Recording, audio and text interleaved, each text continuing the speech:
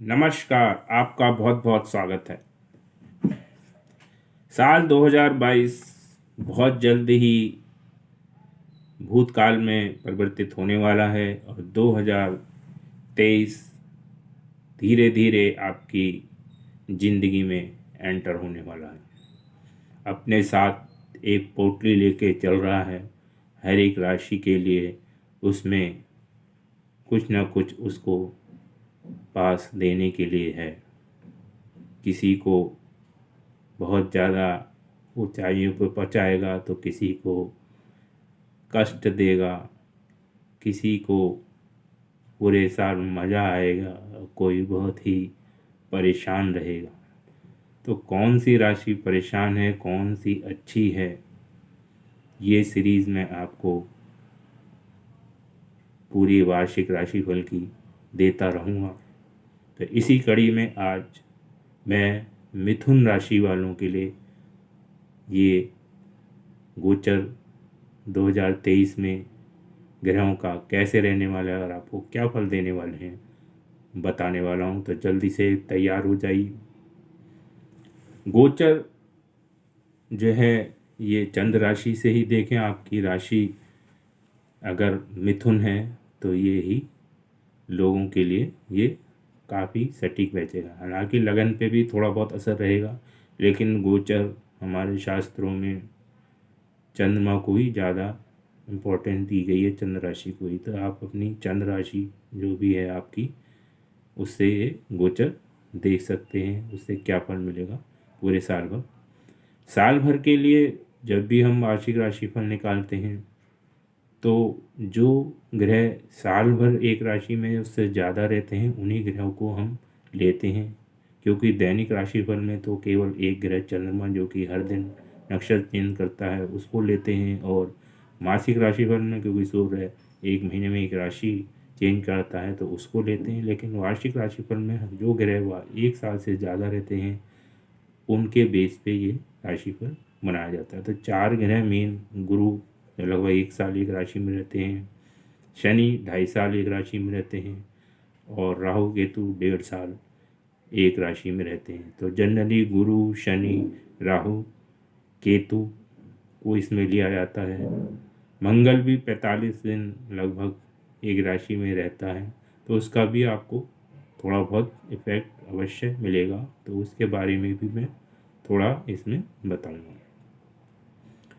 तो मिथुन राशि वालों के लिए सबसे इम्पोर्टेंट ग्रह शनि देव हैं, क्योंकि मिथुन राशि के वो नवम भाव के, भाग्य भाव के स्वामी बनते हैं, यानी कि आपके राशि के मित्र हैं, नवम भाव के स्वामी हैं। अभी तक वो अष्टम भाव में चल रहे थे, हालांकि अष्टम भाव भी उनकी अपनी राशि है, लेकिन वो एक तो सामान्य राशि है उनकी, दूसरी वो जो है अष्टम भाव है जो कि दुख पीड़ा का है, तीसरा जो ड्रॉबैक है कि वो चंद्रमा से अष्टम होने की वजह से एक ढैया का निर्माण भी कर देता है। तो यहाँ पर शनि जो है मिथुन राशि वालों के लिए बहुत अच्छे नहीं रह जाते अपनी राशि के होने के बावजूद।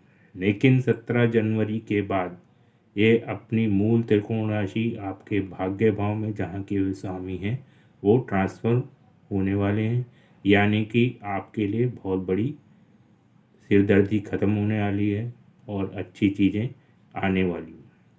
क्योंकि जब ये अष्टम भाव में थे तो अष्टम भाव की जो निगेटिविटी को लेते थे, क्योंकि वो स्वयं की राशि के भी थे, और उनकी सीधी दृष्टि आपके कुटुंब, वाणी भाव में पड़ रही थी और कर्म क्षेत्र पे भी पड़ रही थी। यानी अष्टम भाव जो परेशानी, चिंता, इन चीज़ों का है, उसका प्रभाव आपके कार्य क्षेत्र में, कुटुंब और वाणी पे पड़ रहा था।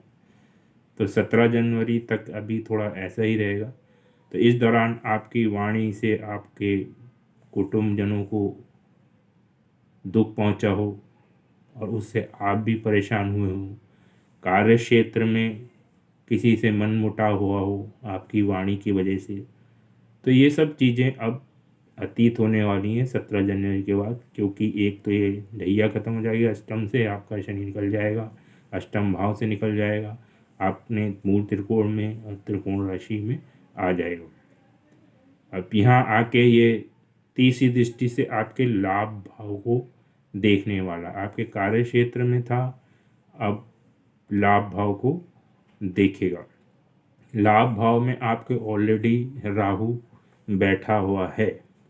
हालांकि राहु जो है भी मित्र है मिथुन राशि वालों का, तो इस दौरान आपको लाभ तो अवश्य दे रहा होगा राहु, और अक्टूबर तक भी देता रहेगा, क्योंकि 11th हाउस का राहु बहुत अच्छा माना गया है। अगर आपकी कुंडली में भी है तब तो और भी बढ़िया है। हालांकि वो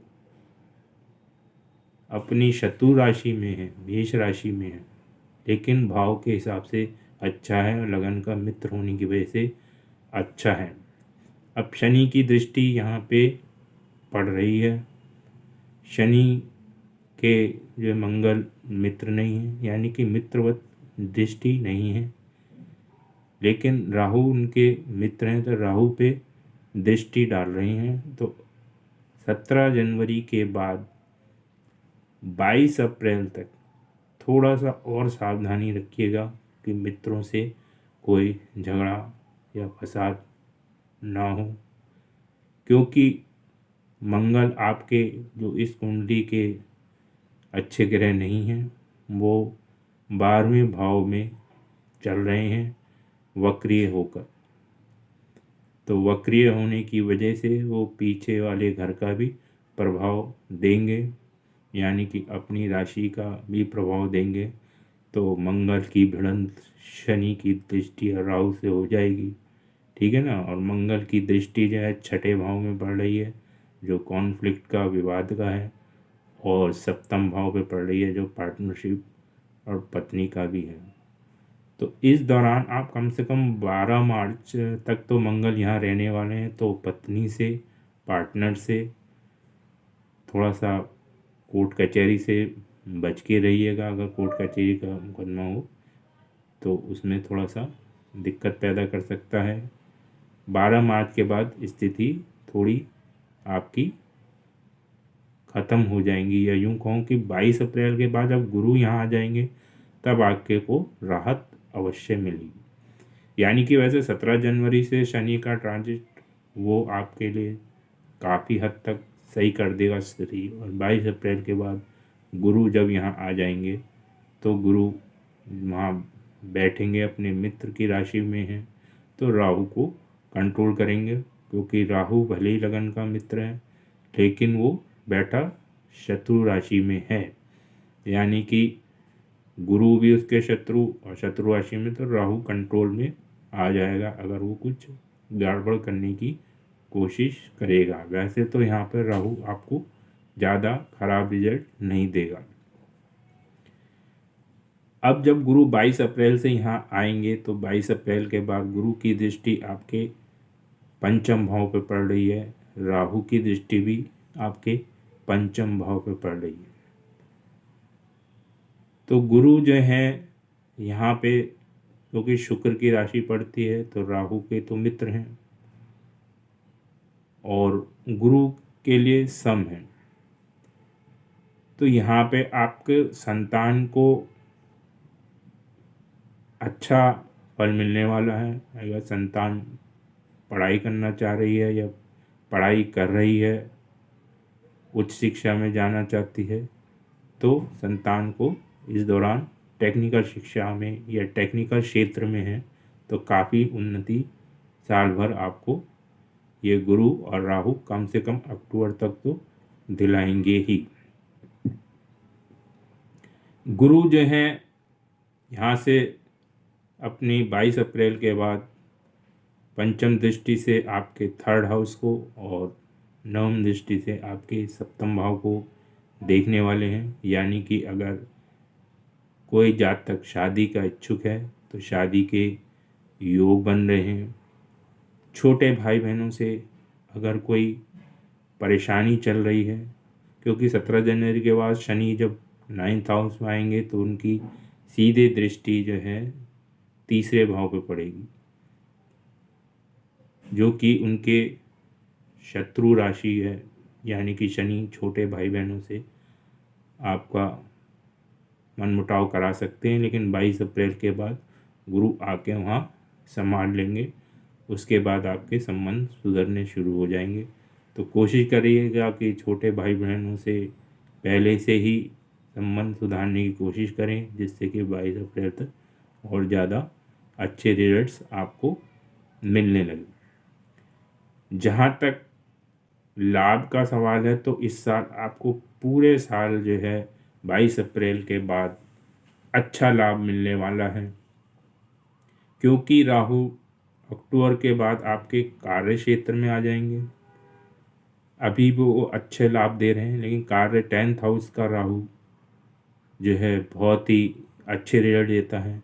तो कार्य क्षेत्र में आपके अक्टूबर के बाद काफ़ी राइज होने वाला है, क्योंकि राहु आपके 10th हाउस में, शनि मजबूत होके आपके भाग्य भाव में बैठे रहेंगे, यानी कि भाग्य आपका साथ देगा। कार्य क्षेत्र में काफ़ी उन्नति आपको देखने को मिलेगी। तो कुल मिला के ये साल आपके लिए कार्य क्षेत्र के लिए अच्छा है, संतान के लिए अच्छा है, और जो अभी तक लड़ाई झगड़े वाणी से संबंधित जो शनि दे रहे थे उससे भी आपको छुटकारा मिलने वाला है। तो अगर आपको मेरा वीडियो पसंद आया हो तो प्लीज़ इसको शेयर कीजिएगा, लाइक कीजिएगा और बेल आइकन को अवश्य दबा दें, और मेरे चैनल को भी सब्सक्राइब अवश्य कीजिएगा। धन्यवाद।